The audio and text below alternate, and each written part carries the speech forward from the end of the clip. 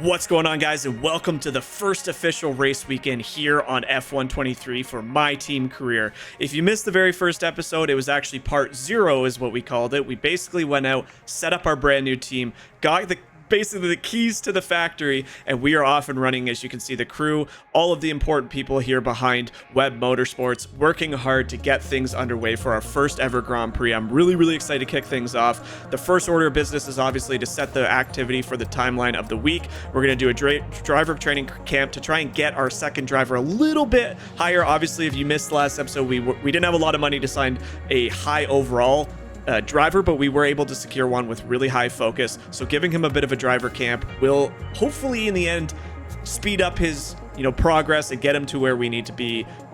And if not, we'll reevaluate him in about 6 months. But nonetheless, we'll hop over to facilities. And if you remember those interview questions that we had in episode 0, as I expected, our aerodynamics department does get a level 1 across the board, and we are going to look to upgrade chassis before we put any more upgrades into the aero. You can see the build time for chassis, which will help speed things along, is $1.25 million. So it's going to be a lot we're going to have to save, but we also don't want to get bottlenecks, so we're going to focus on getting everything else up to level 1. We'll quickly flip over to R&D, and as I expected, we were able to secure multiple upgrades for every single department, which is really exciting. For the chassis department, we got both a weight reduction and a weight redistribution upgrade. And as a AMD, Mercedes, their engines are very durable. We got 4 durability upgrades to start our season here, and that's very exciting. I'm hoping we don't have nearly as many DNFs to kick off the season, because last game, F122 was an absolute it was just painful to play. But before we head into Bahrain, because we have the level 1 upgrades, we can actually get in a beam wing upgrade for the downforce, the rear downforce, in before the Bahrain Grand Prix. So that's super exciting.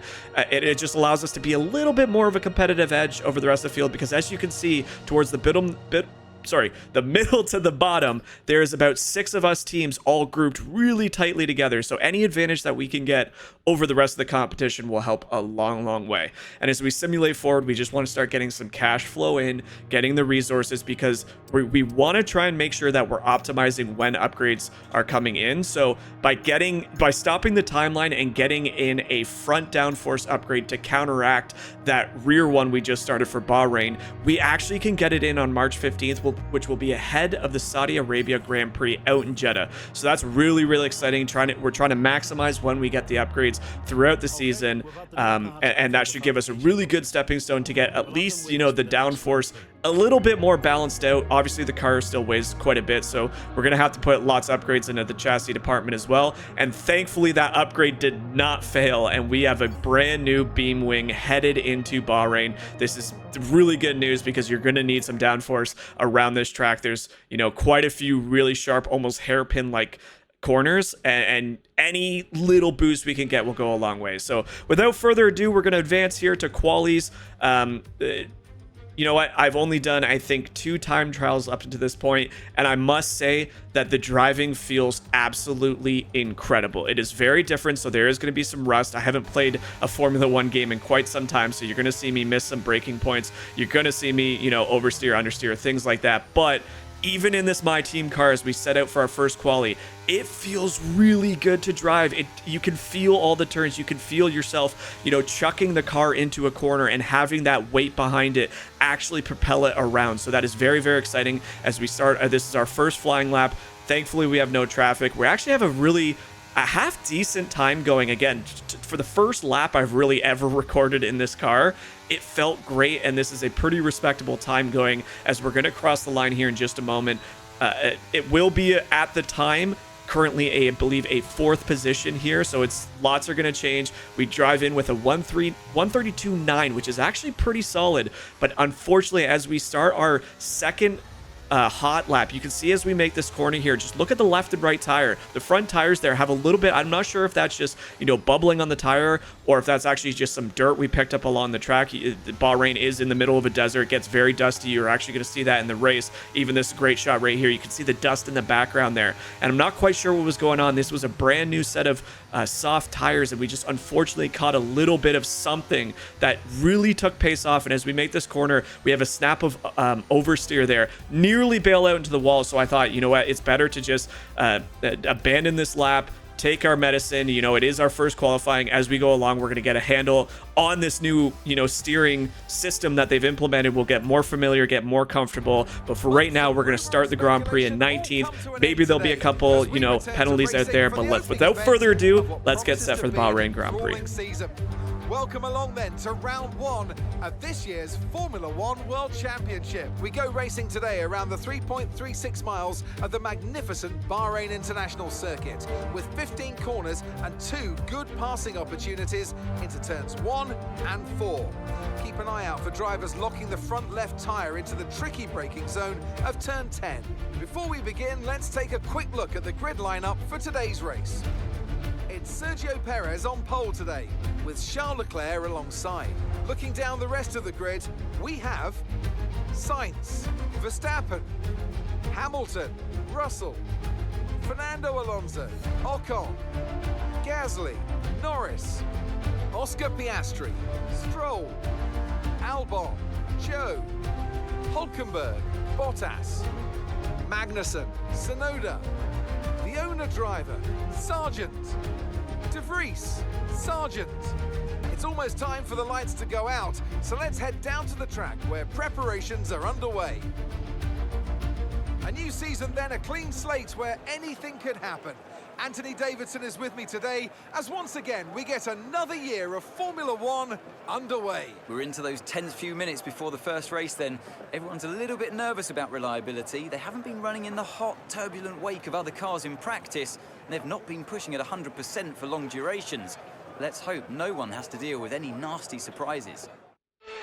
All right, there you have it, ladies and gentlemen. Welcome to Bahrain for our first ever Grand Prix here on the on F123. As you can see, we're just going to use the default strategy. The soft tires felt good, I think, going into mediums, especially playing on 35% race distance. I think it'll be pretty good. But nonetheless, ladies and gentlemen, we have 5 reds, lights out, and we are off for the Bahrain Grand Prix. And check out the bottom corner here. We get off to a really hot start as we're flying up the leaderboard all the way into 13th position from the outside as we catch a number of cars sleeping. And right now, the mission is just to ease off, make sure we don't cause any damage into this first corner. Obviously, playing on simulation damage, you do not want to take any risk to ruin your Grand Prix in the very first corner of the circuit.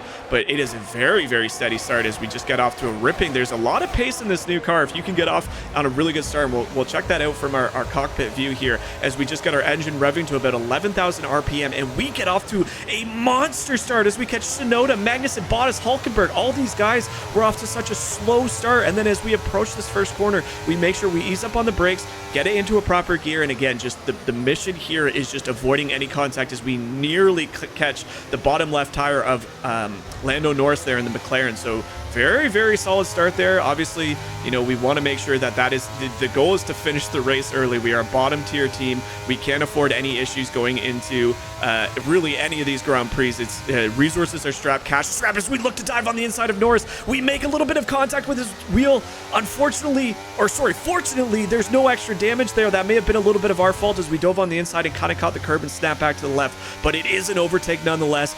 No issue from the FIA on that one as we go to Purse's hairpin, and we will just ease up. We won't take a dive at Alexander Albon in the Williams car there. But my oh my, lots of action. As you can see, Norris is pressuring us from behind again. And a great aerial view here as we're just trying to slip into these corners. And one thing you'll notice is, while the handling is exceptional, it feels so much better than F122. It does take a little bit to get used to the new, like, where you can brake and where you can, you know, throw on the throttle earlier, much earlier into these corners. It's really fun, and passing in this game is just an absolute blast. As you see, we're just weaving through this tiny little chicane here. A little bit of oversteer there, but nothing wrong. We just have a quick look at our tires to make sure that contact with Lando Norris didn't cause us any damage. Thankfully, tires, wing, everything is still good as he goes to look for the inside pass here on the final turn of lap 1. But that is it, ladies and gentlemen. Lap 1 underway. We are safely out at Bahrain for this beautiful race weekend here, and we have a little bit of clearing now. Is it looks like Lando Norris is one of the few around us on the hard compound, so everybody else on the softs, we're taking advantage of the extra grip as we go and make a beautiful turn here into the corner at corner number 1 on lap 2. So nice and safely through. Our teammate is unfortunately a little way back. He did not get off to nearly as good as a start here, but right now we're just easing on in. One thing I found really cool about this is the number of different strategies. I think a lot of people at the top of the pack, there's a handful that use medium. We're obviously on the soft with a lot of guys around us, but there are cars out there like Lando who are on the hard compound. It is really, really cool to see different strategies in effect, because I felt like in F1 22, it felt like a lot of teams just used the exact same strategy, and it kind of made for some of the races to be a little bit predictable and a little bit boring. But here we go into this corner as we try and throw the pressure onto Alexander Albon there, and we're driving really, really well right now. Obviously, we're not going to touch the front brake bias right now.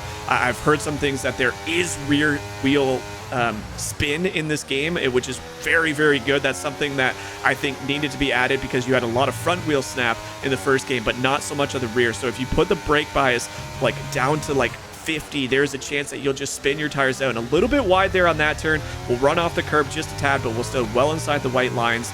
And yeah, it's just a beautiful day here for race weekend number 1. Leaders are well out in advance. It's the Red Bulls currently. Not too much of a surprise. Sergio Perez sets the fastest lap of the race so far. The Red Bulls are extremely realistic in this game, to say the least. Their straight line speed is absolutely incredible. And as we enter the third lap here, DRS is activated. This is where the race gets very, very exciting.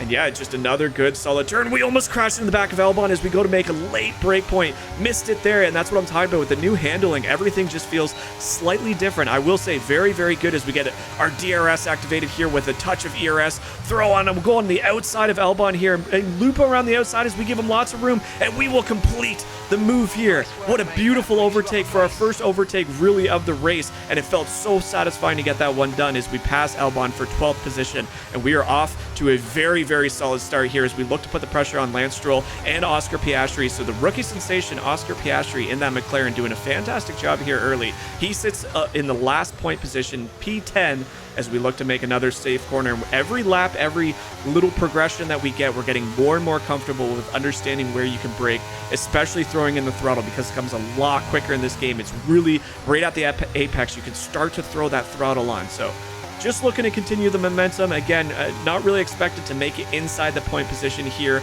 on race weekend 1, starting off as, you know, a new coming team, but anything is possible. Bahrain is one of those circuits where really anybody can win the race. That's just known. But teams like ours, we can battle as long as we drive a really good race. We can get into points position. It is possible out there as we now close the gap to about 3.8 seconds onto Lance Stroll. And with this DRS, and we're going to throw on as much of the ERS as we can, we are going to scream down here and keep the distance within 1 second. As you can see, Lance Stroll looks to put the move on the outside of Oscar Piastri, and he is going for that move. And we have to, oh my, it's very, very slow corner there as they both try to go on the inside, and we have to snap to the outside. Luckily for us, we caught that at a good time, and we will get the DRS in a really good slipstream as we look to make a double overtake here on Oscar Piastri on the inside and outside. We'll make a little bit of tire contact, and then it's, oh no! Lance Stroll on the inside, we left him so much room, and he hits the curb and bounces back into our front wing. We'll take another look at this as we force Oscar to the outside, and there's 3 wide, and yeah, just lost a little bit of control off that curb and slams into the front of us. Lucky for us, there is no end plate damage, but you can see a bunch of scrapes there on that front wing. We'll take one final look here from Lance Stroll, and yeah, he just loses control going in, maybe a little bit of a rear lock, kicks off that curb, and unfortunately for us, we will complete the move. As you'll see from Oscar's point of view here, we do make a little bit of wheel contact, but then he slams us into Oscar, so hopefully that didn't ruin Oscar's, but Lance Stroll just lost a little bit of control there and a little bit of rear tire lock, and he goes up over that curb. And right now, you can just see with every corner, all of a sudden, everything feels a little bit more sluggish. We have a new strategy, but I'm just hoping that there's not enough damage that we need to change this. Right now, it's just doing damage control, seeing what's out there. We're going to check the status report in just a minute, but it just seems like since that little contact, everything is just a little slow. Pace seems to be dwindling, and I think we do, in fact, have some damage to that front wing that is a little bit more prominent than we were hoping for. As on this turn here, you can just see we can't hit that braking point. We go up over the curb and we make tire contact with Lance Stroll as he's coming back, and that is just super unfortunate because for us, our race was going so well. We climbed all the way back up to 10th position into that points, and now we are just losing the tires on every single corner. This is just not what you want to see early. We're going to have to call for a boxless lap because I'm losing pace, losing tenths by this every second. Every corner we feel like we're losing nearly a second of time, and I just have no grip out there anymore. So these soft tires with the wing damage is just a massive issue. And as we go to come in to the pit, you see me make a really snap decision to switch to the hards instead of the mediums because pitting so early on lap 4 with 16 laps remaining, I can't afford to really risk going on mediums, having them die so much earlier while everybody is on fresh. So at least with hard compounds, as we make a perfect optimal pull in here, at least with hard compounds, we can complete the lap on these and still potentially have a chance of undercutting the entire field and getting back at least close to that 10th position. But that is a horrible break for us. You heard our engineers say it can happen to anybody. That is a relatively solid pit stop, as 7.7 seconds for both tires and a brand new wing is very, very good from our pit crew. So big kudos to the entire team there. But yeah, that is just a little bit of an unfortunate break there. Again, I'm not really faulting Lance Stroll. He had the inside. He had a rear tire lockup. Unfortunately, it just caught the curb and bounced into us. But we have some time to make up here, guys. We are currently 24 seconds behind Nisani, our teammate. So if we're going to look to close that gap, we got to start driving really, really good, close the gap, so when they go into the pit, we're passing them. But I think it's possible. We just have to drive really, really solid from here on out, close that gap. It's a little bit of a boring stretch here, albeit it was fun to drive because we had clean air for about 4 laps here. And as we fast forward to lap 8, oh no, Carlos Sainz, the Ferrari. Oh no, it is art imitating life as you see a Ferrari on race weekend 1. Unfortunately, we got the message as we come around this little chicane here. Look on the left side in the pull-off area, the runoff area there. You will see the man Carlos Sainz and a stalled out red Ferrari, the Scarlet Ferrari, sitting there in the corner. We'll have a quick look here. Oh my word. So on weekend 1, we already have a Ferrari DNF. And yeah, you can just see he starts to lose power here. A little bit of a puff of smoke at the back of that rear view mirror, and unfortunately for Carlos, that is the it for his Bahrain Grand Prix, and that is so bad considering he was in 2nd position.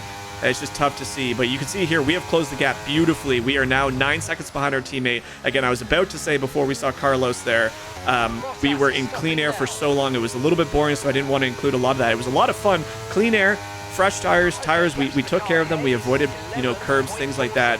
But now as we pass, we are going to pass so many people here, and we are going to get ourselves back up into 17th position with still about 5 people left to pit. And as we come down on lap 10, you'll see Alexander Albon pulling out of the pits with his fresh mediums, but we have very nice and warm hard compound, and we're going to look to put the move on Alexander Albon here, and we are right on his heels. That is a very, very good timing. If we can just get past him, get back into the clean air, we will be in a really good position to pass all these guys, and we will make the move on the inside into the outside, so we run a little bit wide. But we are able to convert the pass there. The move is complete on Alexander Albon, and that is perfect timing. It nearly was terrible as he got out of the pit stop just ahead of us on fresh mediums. So he will be a problem here later, as those mediums will probably last a lot more pacier than what we got going on. But right now, as you can see, we'll skip ahead to lap 11. He is still all over our tail, and you see Magnussen is starting to close the gap. It is now sub 4 seconds, and we'll look to make the move here. And he goes to the inside, and he will pass us for a moment, but we get a very, very weird message. Our teammate has been disqualified. Let's have a look at what happened to Roy here as he comes through the chicane, approaching the hairpin turn. Everything looks okay here. Oh, and he just lost the rear end and does a spin. But that shouldn't oh, no! Roy, what are you doing? Oh, no! Roy decides to instead just do a donut and get him back in. He drives around the hairpin into oncoming traffic. And that, my friends, unfortunately, is a disqualification in the FIA rulebooks. He drove backwards on the circuit to reposition himself.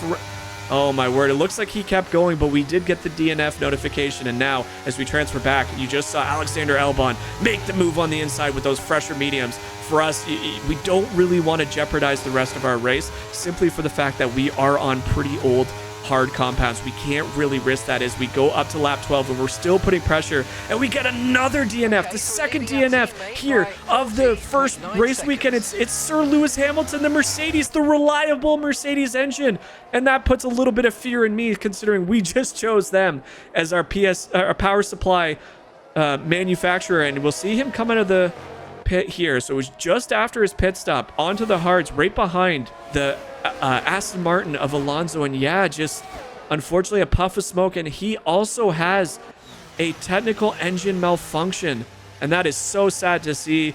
You know, a couple laps left, less than half the race, the second stint, and he is out of the circuit. So we'll bounce back here, lap 12 of ours. We have trailed behind Albon a little bit, so those medium compounds proving to be the better of the two. And remember, we had that incident, or else we would also be on the medium. So we are the only team here in viewing distance on the hard compound. And now Magnussen looks to put the move on the inside. He will get a really good exit here, and we'll try to do a switchback here to get it back from inside to outside, back to the inside, and we will make the move. What a phenomenal series of driving there from us. That was so much fun to do, just being able to, you know, go around that corner, put it from the inside to outside, back to the inside so effortlessly. And that is what I'm talking about. These are on pretty used hard compounds, and we made that look easy. That was so much fun. Once again, he'll look to put the move on the inside. He'll go up over the curb too, and that was very reminiscent of what Lance Stroll did on the on the fourth lap there.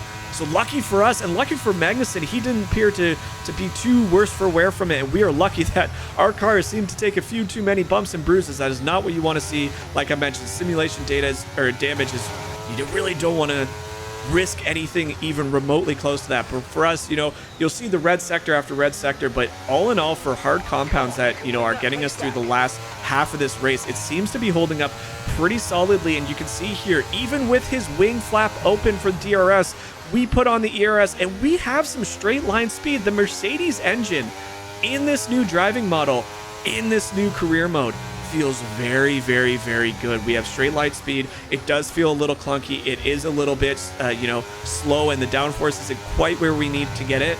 That straight line speed feels really good around here at Bahrain, and we managed to hold on to the lead from Magnussen, now in 10th position because of that Hamilton DNF. And we're going to skip forward to lap 14. We kind of held our own there, as now a McLaren has joined the battle. Lando Norris, Magnussen, even Yuki Tsunoda right there, and they're going to put the pressure on us here as they look to both make a move from the inside, and we'll have to swing out way wide here to avoid contact with Magnussen. And Tsunoda right up in the mix now too, right behind us, as Norris and Magnussen both get a nice little jump over top of us, so they both complete the move. All right, we'll look to make a double overtake on the inside, and this is a phenomenal move. We caught them both sleeping, both going for an early break. We slam on the brake lates, still have some decent control in these hard compounds, and we will get the move as we now have a train of cars behind us. We're kind of holding everybody up, but for me, with 5 laps remaining, and this is all we can do now to try and secure that 1 point from 10th position. We know that Norris is a much faster car than us. That McLaren is so much better in the turns than we are, but we are doing everything as we get a beautiful little aerial view here of the 5-car train that we are leading. It is ourselves, the McLaren, the Haas, the AlphaTauri, and the Alfa Romeo now, as you see Hulkenberg leading a pack there behind. So very, very fun little part of the race. Lap 15, you know, a little bit of oversteer there and a snap from the car, and we get back into position. Luckily for us, we didn't make any contact. It was a safe return to the track. We were still ahead of Lando Norris, and it is ever so tight. And now, as the pressure is on us, you can see the wear and tear of these hard compounds really coming into focus. Yes, we still have some traction. Yes, we can still make some moves, but, you know, trying to hold on to these positions are pushing our tires more and more. We're having to use so much ERS, and now you can see the straight line speed as we try to squeeze off Lando to the inside, and now we have to cover Magnussen on the outside, and we'll go, and Lando goes very wide very late, and we almost crashed in the back of him, and we just get a little bit of oversteer, but thankfully we stay ahead of Magnussen. And unfortunately for us, Lando is just miles ahead of us, and we cannot even attempt to catch up to that McLaren as it screams down the road. But what we can do is we were able to acquire the DRS just as he passed us there, going into that little tiny chicane. So for us, we're kind of just using Lando as a tow from this point on. You know, we can have him slingshot us ahead, and you can see the gap to Magnussen is almost a second now. So that DRS and that slipstream that we haven't had in so many laps is very apparent, and we are now in a very good position with only 4 laps remaining, about 4.5 laps remaining, to just kind of be towed along here by Lando and get ourselves in great position position, and we will skip ahead to lap 19,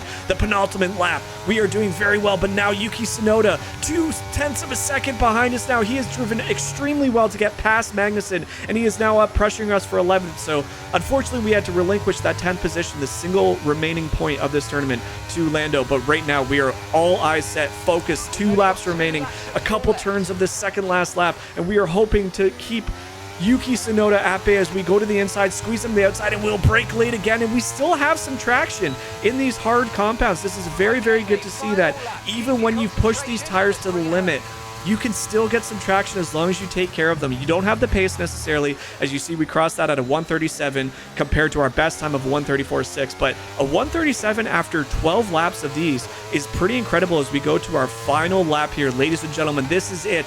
We have had a very exciting race. You know, we climbed up to 4th, or climbed up into the points, had a little bit of an accident there with Lance Stroll, undercut like crazy as Yuki goes to make another move, but we have the inside, the better racing line, and we will just squeeze him off there and stay ahead here. Now it's just full out. We got to give everything we have, but we have climbed back after undercutting so aggressively onto the hards. You see the mediums starting to falter. Magnussen now nearly 2.5 seconds behind us, but we have done what we could to maintain the tires.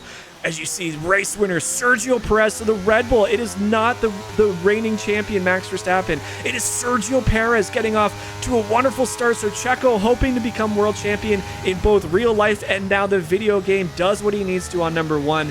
And now it looks like our race is all but sealed as we have a couple corners left as we go into this third and final sector, and we'll have a look as Perez will indeed cross the finish line. So this was just moments ago. So congratulations to Team Red Bull. Congratulations to Checo on beating Max Verstappen by a healthy amount. You can see that was Verstappen just rounding the corner now, 5 seconds behind Perez.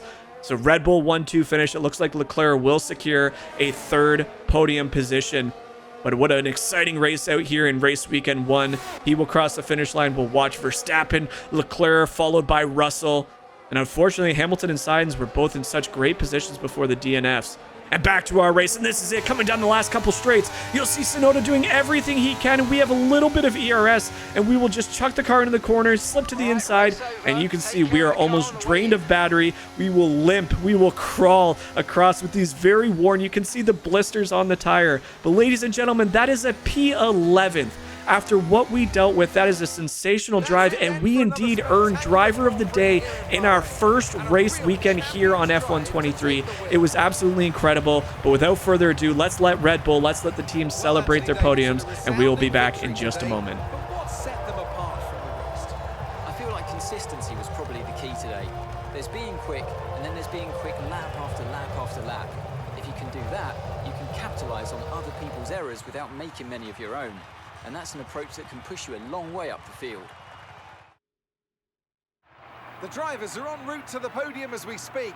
What a fantastic win for the Red Bull team. They performed exceptionally today, keeping us firmly on the edge of our seats throughout the entirety of the race.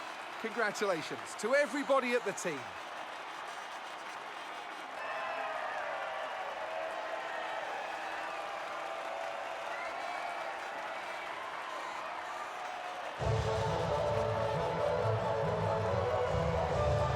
Well, there you have it, ladies and gentlemen. That is it. Under the floodlights here in Bahrain. It was a sensational first opening week. We battled back from, you know, some controversy with Lance Stroll. No issues, no penalties given to him. So a little unfortunate what happened. Again, I'm not blaming him, but we stormed back all the way to P11. We are one shy of that final point, but to get Driver of the Day, to finish on 11th, considering we qualified at 19th, this is an exceptional first race. I'm super excited to progress this and, you know, get a little bit more familiar with the new driving model. But all in all, very fun weekend. I can't wait to continue it and see what happens. Our next stop is Jeddah for the Saudi Arabia Grand Prix. I'm looking forward to it. Thank you guys so much for watching. Make sure you like and subscribe, and we'll catch you back here for episode 2 of F1 23 My Team Career.